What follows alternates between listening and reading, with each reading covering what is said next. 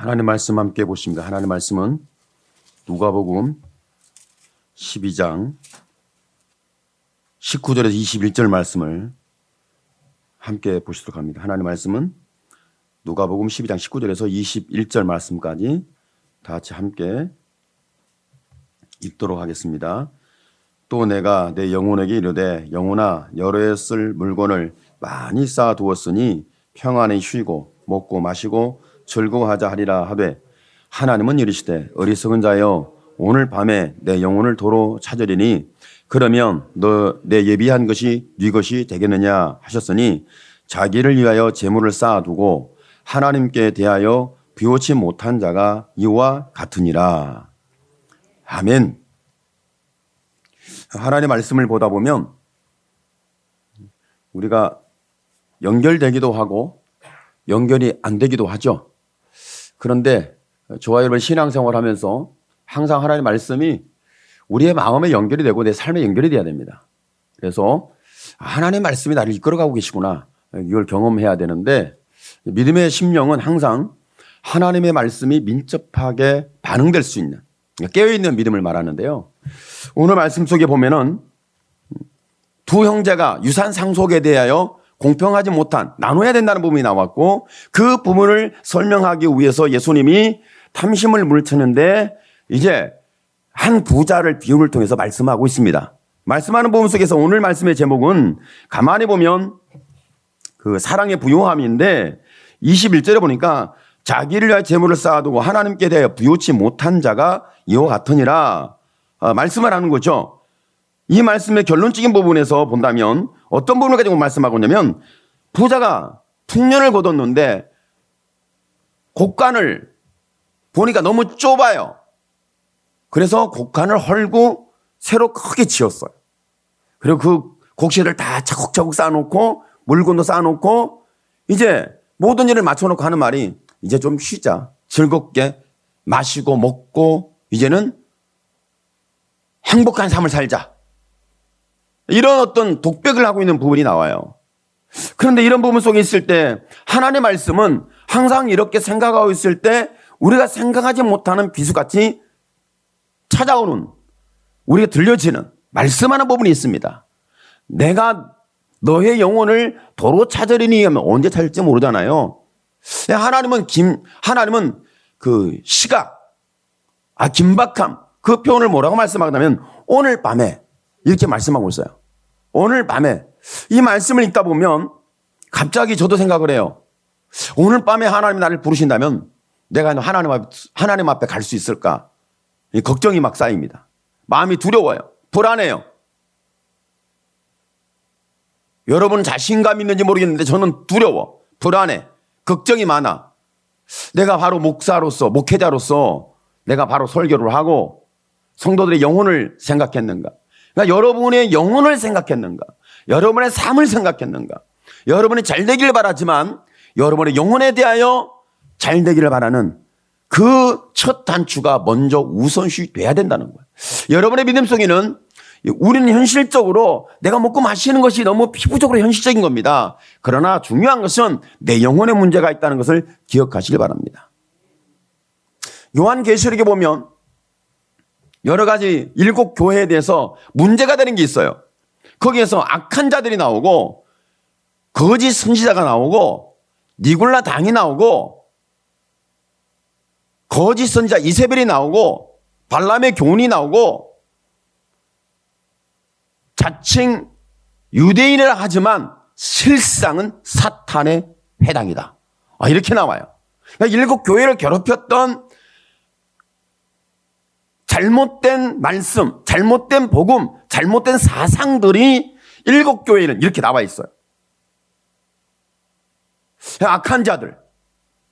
누가 악한 자인지 모르겠지만 악한 자들이 나옵니다. 거짓 선지자가 나옵니다. 그런데 이 에베소 교회는 거짓 선지자들이 거짓된 것을 가지고 접근하고 말하고 있다는 것을 드러냈어요. 그리고 그들을 안 따랐어요. 여러분은 이렇게 거짓이 뭔지, 악함이 뭔지, 니골라 당이 뭔지, 이세벨은 어떤 교훈인지, 그러니까 니골라 당, 이세벨, 발람의 교훈, 이건 똑같은 거예요. 오늘 말씀 속에 보니까 먹고 마시고 즐거워하자. 이것이 바로 니골라당 아니면 그 이세벨 거짓 선자, 여선자 뭐 이런 발람의 교훈 이런 부분들이에요. 그런 부분들인데 그런데 거기에서 유대인의 회당이라는 거 여러분 기억하세요. 유대인들의 회당이다. 이건 사탄의 당이다. 유대인의 그 문제가 두 교회에서 나옵니다. 칭찬을 받았던 서원학교와 빌라델비아 교회가 나오는데 유대인들의 그 사상, 유대인들의 신앙. 그러니까 저는 여러분에게 말씀하지만 유대인의 신앙은 실패했습니다. 유대인의 신앙이 왜 실패했냐? 어떻게 실패했냐? 결과적으로 예수님을 십자가 죽이는 어마어마한 죄를 범했어요. 그 유대인의 신앙의 실패를 우리가 답습하고 교육받고 간다. 이건 심각한 거예요. 저는 그렇게 생각해요. 유대인의 신앙, 그러니까 강단에서 유대인을 거론하고 유대인을 본받자는 모든 사탄의 입은 닫혀줘야 합니다. 강단에 유대인을 가지고 본받자, 학습하자, 교육받자, 따라가자. 그들의 교육 방식과 그들의 부요는 대단하다. 그런 말은 사탄의 회입니다. 유대인은 실패했습니다. 기독교도 실패할 수 있습니다. 실패하고 있고 실패했던 역사가 있습니다. 그렇지만 저와 여러분은 왜 실패했는지를 봐야 합니다. 제가 성경을 보다가 요한계시록을 요즘 계속 보고 있는데 거기에서 하나님의 감동적인 부분이 있어요. 뭐가 있냐면 학습된 신앙,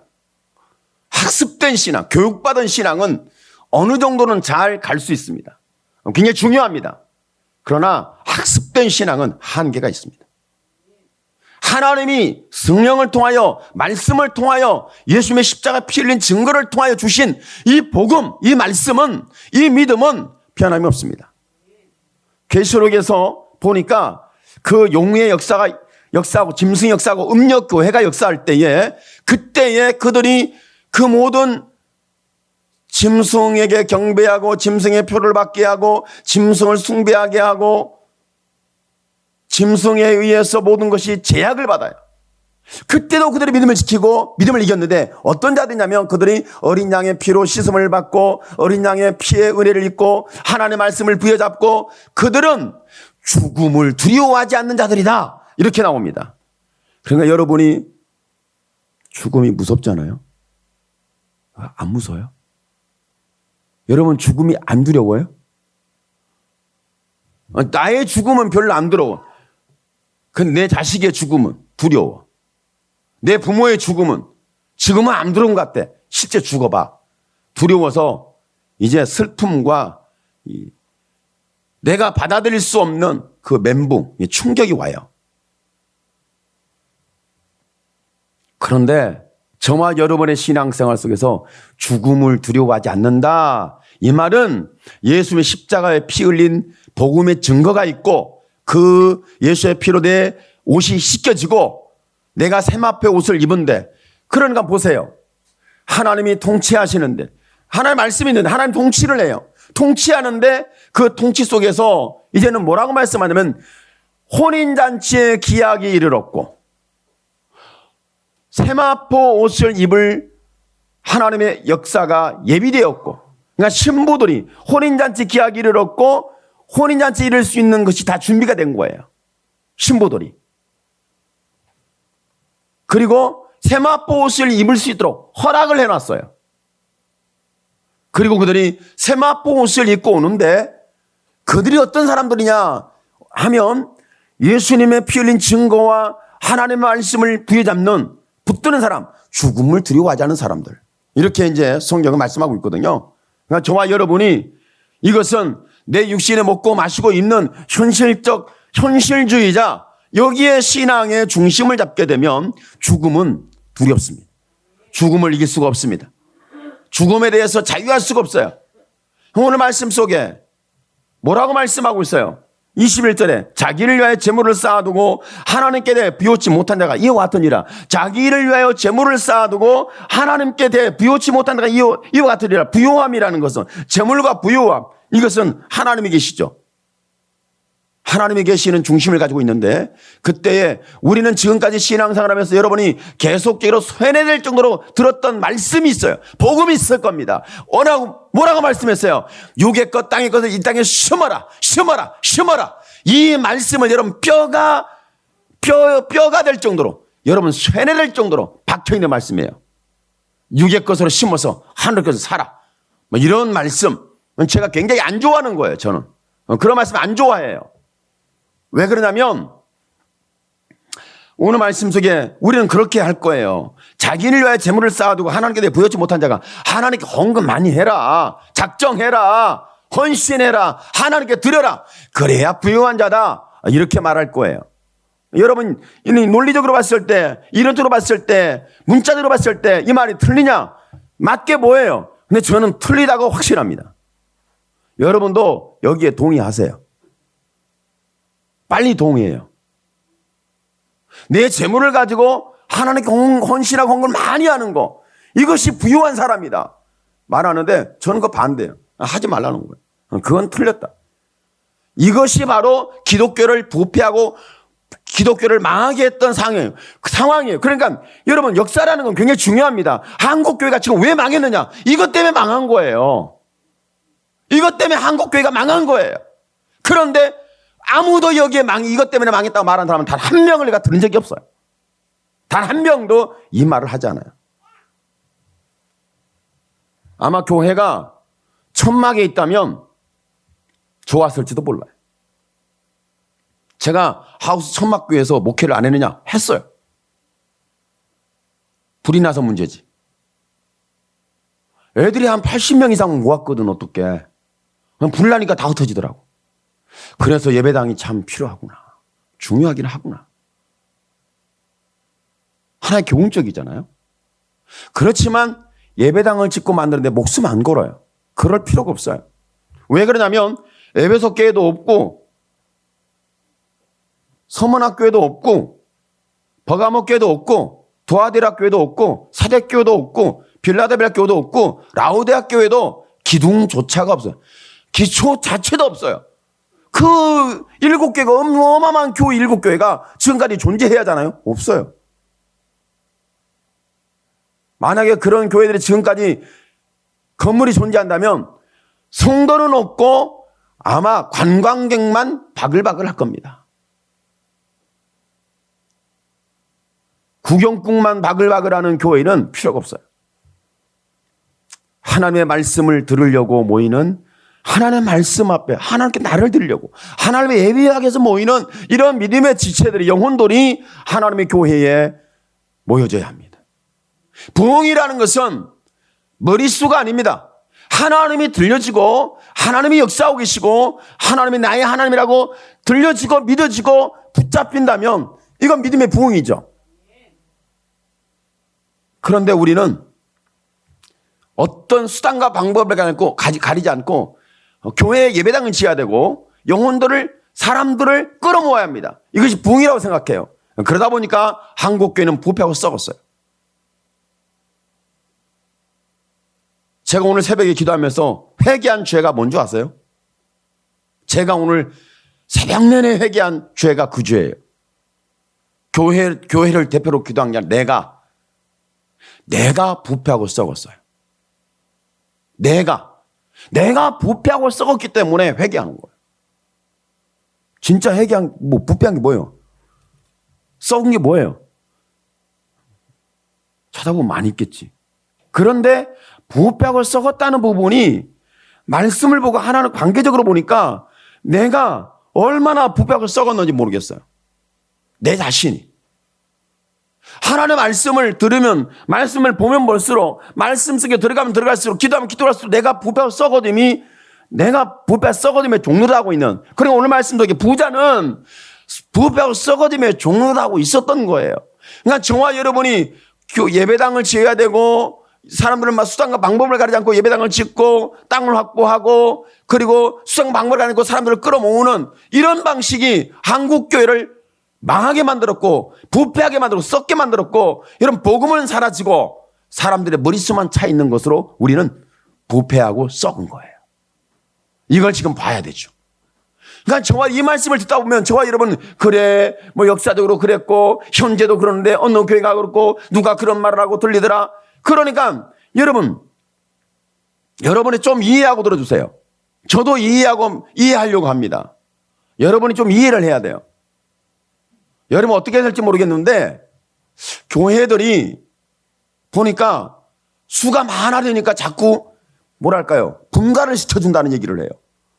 대형 교회들을 분가시켜주는 것이 하나의 굉장한 사역으로 자리를 잡았습니다. 대형 교회들이. 그렇지 않아요? 야, 멋있다. 저는 여러분에게 말합니다. 한 개도 안 멋있습니다. 한 개도 안 멋있어요. 그건 부패의 원인입니다.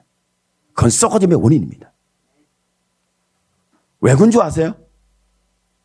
왜 그러냐면 여러분이 이해하든 안 하든 간에, 받아들이든 안 받든 간에 저는 말씀을 가지고 접근을 해야 되니까.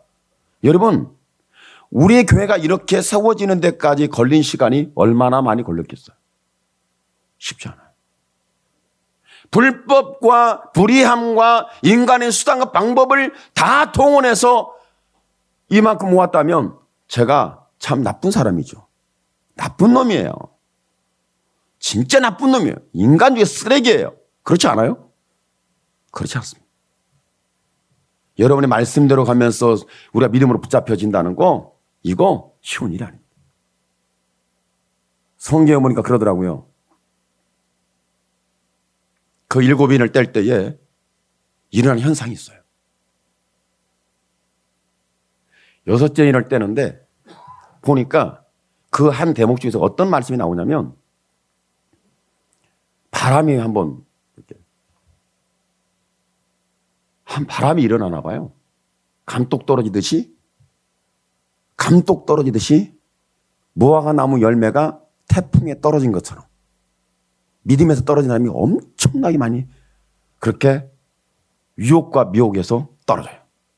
이걸 말씀하고 있더라고요. 감독이 떨어지듯이. 무화과나무에 설익은 무화과나무 열매가 그 강한 태풍에 떨어지는 것처럼. 이런 말씀 표현이 있거든요. 그러니까 저와 여러분이 아셔야 합니다. 지금 우리가 세상에 불어오는 모든 바람으로부터 어떤 믿음을 지켜야 되냐면 내 영혼을 바라볼 수 있어야 합니다. 내 영혼을. 오늘 말씀 속에 우리는 믿음의 부여가 뭔지, 오늘 부자인 소출의 풍년을 거둔 사람은 믿음의 부여에서 실패했습니다. 유산 상속을 나누겠다는 형제도 실패한 겁니다. 그럼 저와 여러분이 그 두 사람의, 그 두 분류의 신앙을 보면 믿음의 부여가 뭔지 우리가 알 수 있어야 하는 거 아니겠습니까? 우리도 마찬가지로 저와 여러분이 만약에 내 영혼을 오늘 밤에 자들이니 이런 말씀이 들려진다면 저와 여러분은 우리가 지금 믿음에 부여치 못한, 믿음에 보면 가난한, 헐벗은 우리의 입은 옷이, 신앙의 옷이 부패하고 썩은 옷을, 누더기를 입고 있는 이런 모습이 발견하게 될 거죠. 발견되게 되어질 거죠. 저와 여러분은 믿음의 부여가 일어나야 합니다. 믿음의 부여는 여러분이 하나님의 내 재물을 바치고 내 소유를 바치고 내 있는 걸 막 바치는 것이 마치 믿음의 부여라고 생각하는데 그렇지 않습니다. 하나님께서 저와 여러분에게 믿음의 부여를 일으키는 데 있어서 하나님은 어떻게 하셨을까? 이것을 생각해 보세요. 여러분 묻습니다. 여러분 지금 믿음의 부여가 있습니까? 여러분 마음의 부여가 있습니까? 여러분 삶의 부여가 있습니까? 부여가 있다면 무엇 때문에 여러분은 부여하냐는 거죠. 내 부여함이, 내 마음과 삶과 신앙의 부여함이 원인이 뭐냐는 거죠. 이걸 찾아볼 수 있어야 되죠. 우리는 너무 세속화됐어요. 쉽게 우리는 거기에 마음이 뺏기죠.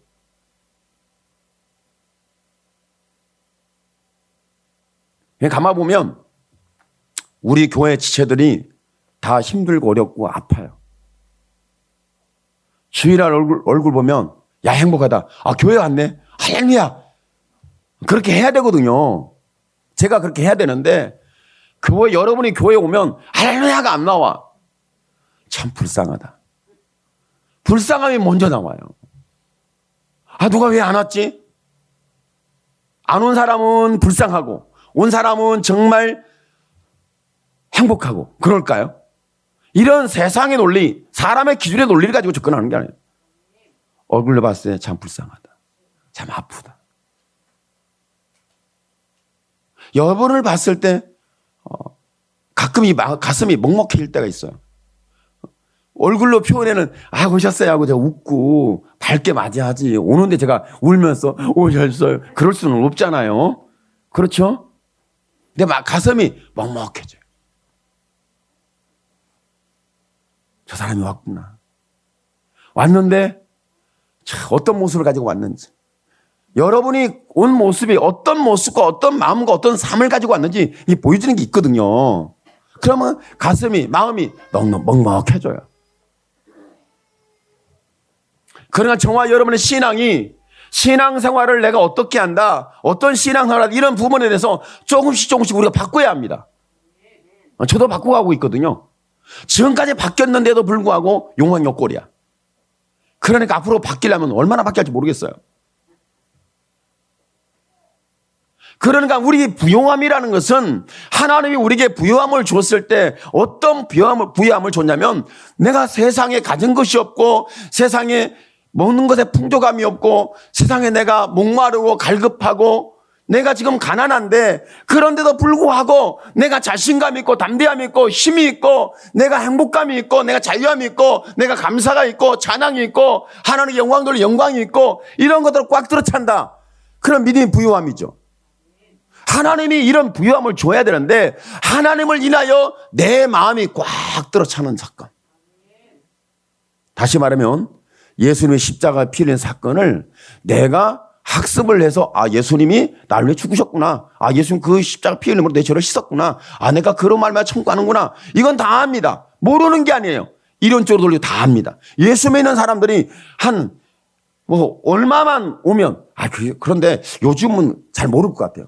왜 그러냐면 예수님의 십자가에 대해서 말하는 이 복음 메시지가 별로 없어져 버렸기 때문에 아마 요즘 그런 얘기를 잘 안 하는 것 같아요.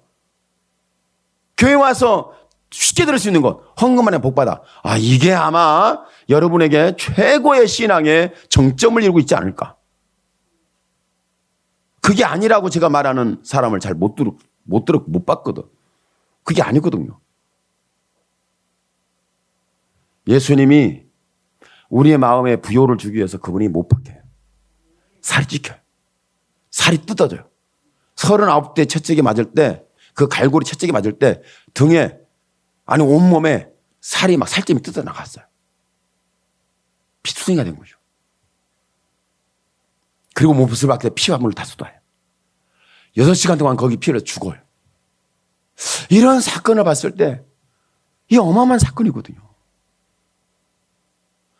여러분이 내가 이것을 체험하고 알겠다, 이론 지식적으로 신앙 종교적으로 접근하겠다 아무리 해도 이건 우리의 마음에 연결이 안 됩니다. 성령께서 역사해 주셔야 그 예수님의 십자가의 사건만 생각하면 내 가슴이 먹먹해지고, 내가 가진 것이 없는데 감격하고, 손에 쥔 것이 없는데 다 가졌고, 나는 가난한데 부유하고, 나는 현실적으로 불행한 것처럼 보이는데 내가 예수 믿는 걸 통하여 내가 불행한 것처럼 보였던 내 삶이 희망이 일어나고, 땅과 육이 있지만 내가 하늘에 속한 자로 예수의 피 흘린 약속된 사랑으로 경험하는 역사.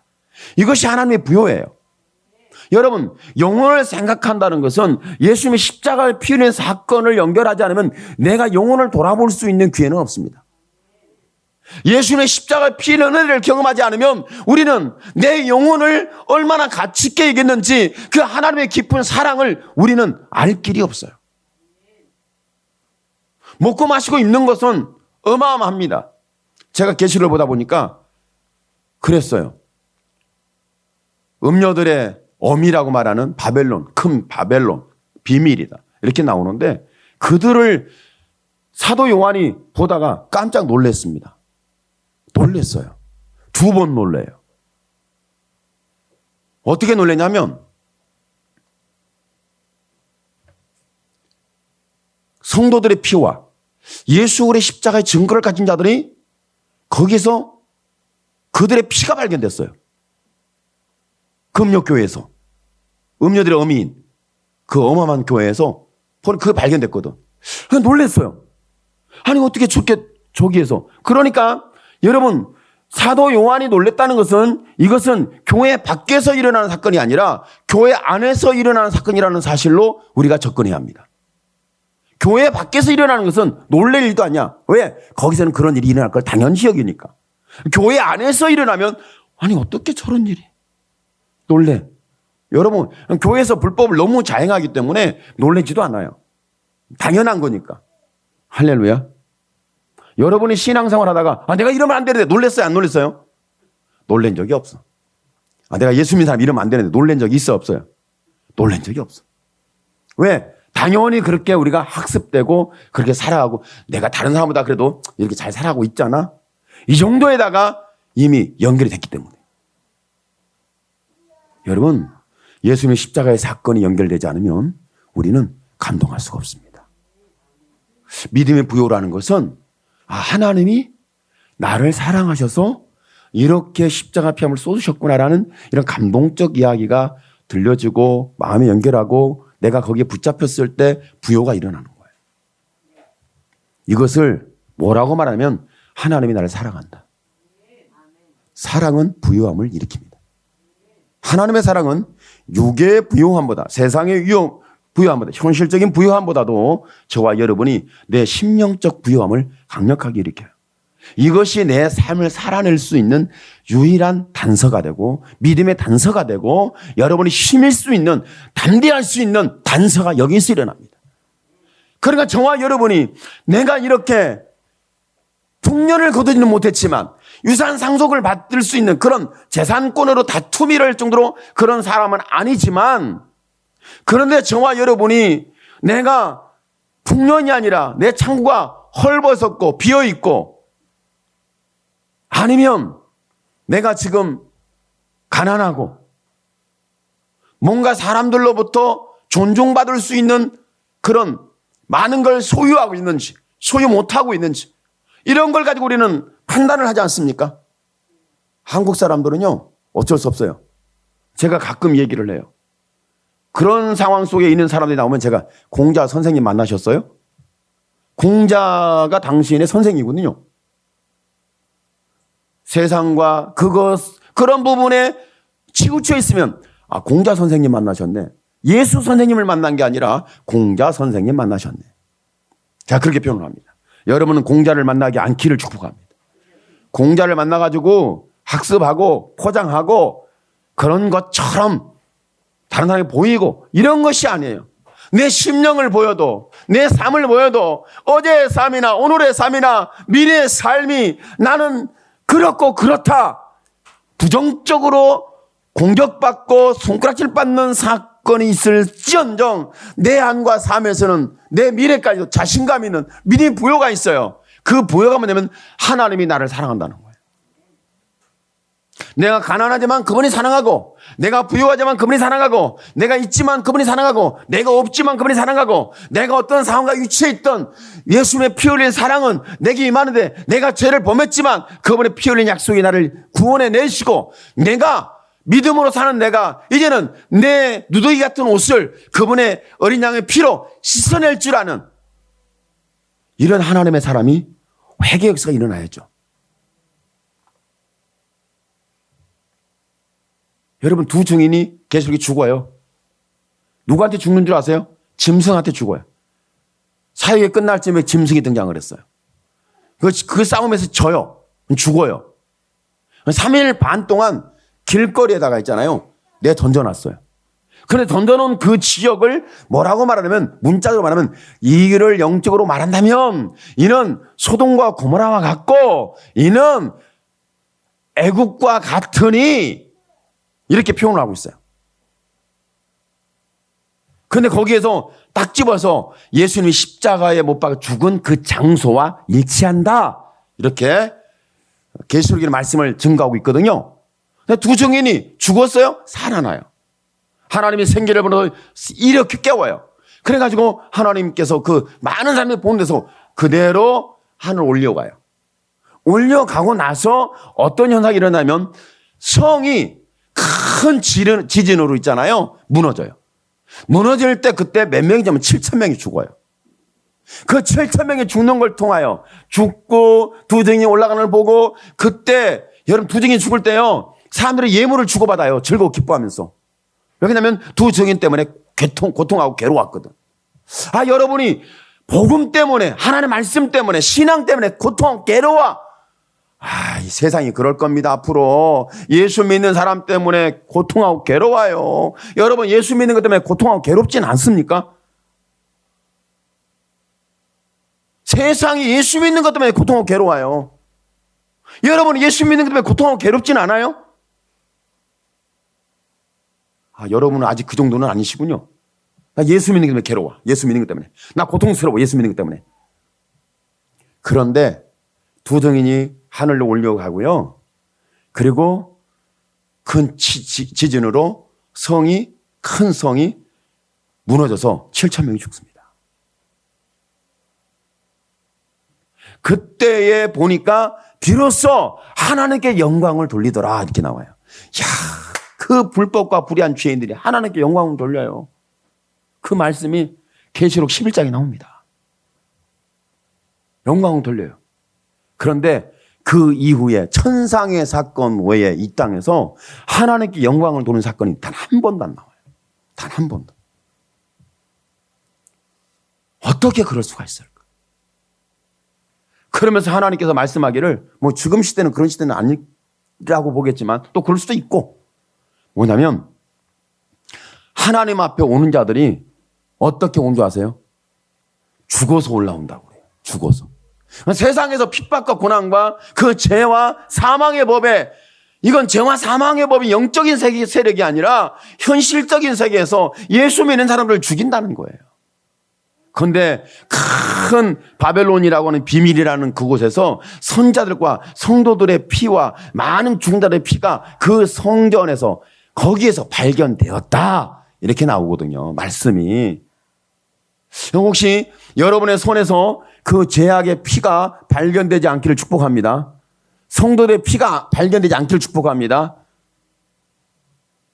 예수 믿은 믿음의 증거를 가진 자들의 피가 여러분의 손에서 발견되지 않기를 축복합니다. 여러분의 손에 사람을 죽인 피, 그것도 예수 믿는 사람들, 예수의 증거를 가진 자들의 피가 여러분의 손에서 발견되면 어떻게 되겠어요? 여러분 교회 내분이 일어나가지고요. 교회 안에서 이런 일이 어마어마하게 일어나고 있습니다. 지금 여러분 우리끼리는 보니까 손에 피가 있는지 한번 보세요. 여러분의 손에 지금 피가 있는지 묻었는지 봐봐.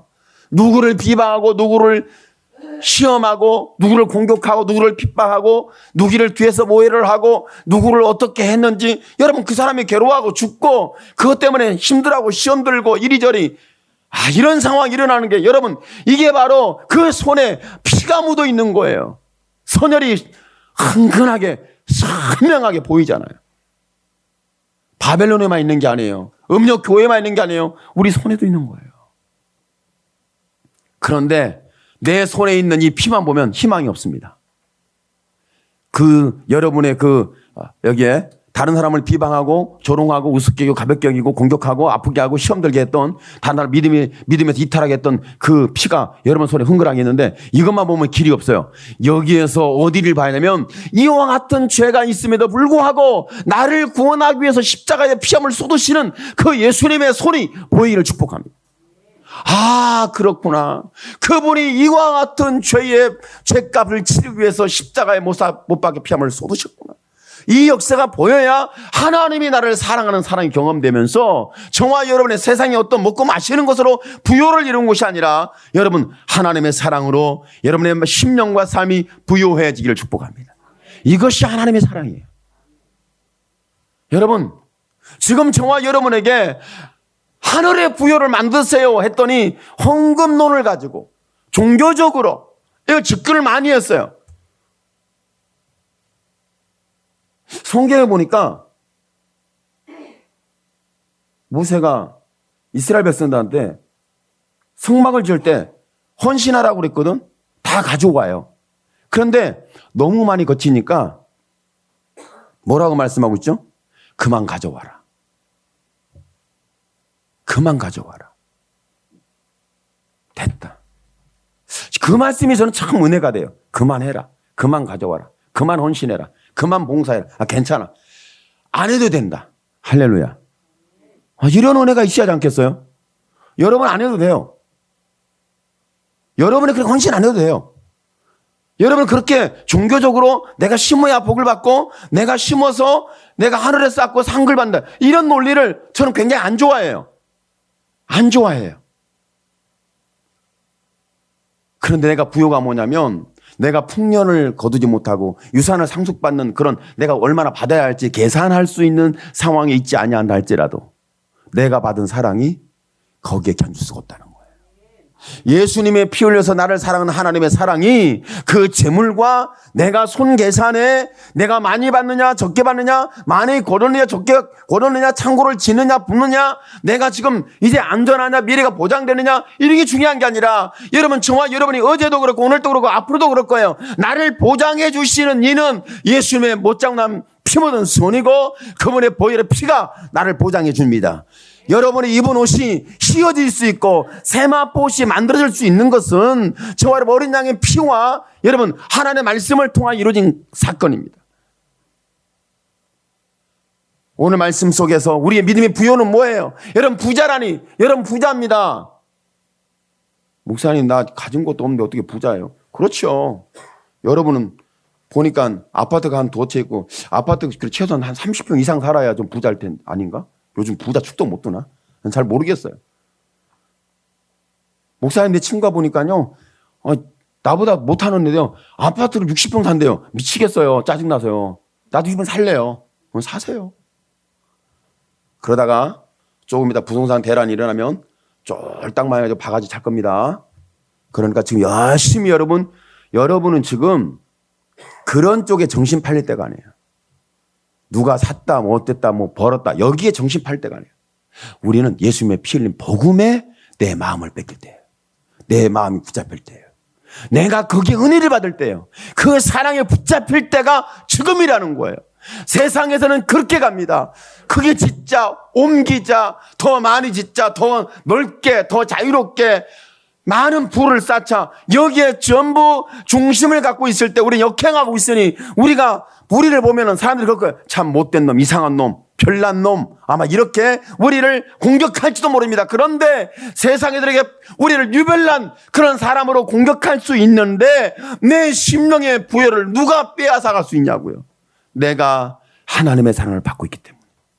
오늘 여러분의 심령 속에 믿음의 부여는 내가 받을 수 없는 하나님의 사랑을 받았다는 증거가 여러분을 힘있게 일으키는 하나님의 역사요. 또 저와 여러분이 실제로 당당하고 담대하고 이렇게 살아감으로 말미암아 여러분의 미래가 여러분 땅에서 어떻게 밝을지는 모르겠지만 정오의 빛으로도 세상이 그러더라고요. 재앙이 임하니까 하나님 재앙을